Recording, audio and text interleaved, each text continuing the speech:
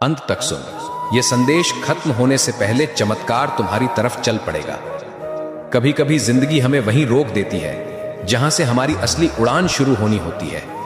लोग साथ छोड़ देते हैं, हालात टूट जाते हैं और दिल के अंदर एक शोर उठता है, अब आगे कैसे जाए। यही वो पल है जहां तुम्हारी ताकत जन्म लेती है। याद रख, तू जितना टूटता है उतना बनता है, तू जितना गिरता है उतना संभल कर उठता है। पर एक बात हमेशा याद रखना, भाग्य तब बदलता है जब इंसान हारना छोड़ देता है और खुद की कीमत खुद तय करता है। दुनिया चाहे कुछ भी बोले, पर तेरी मंजिल तेरे इंतजार में है। रुकना मत, क्योंकि आज की ये चुप्पी तेरे आने वाले चमत्कार की आहट है। अगर दिल में भरोसा है ना, तो कमेंट में लिख जय श्री श्याम।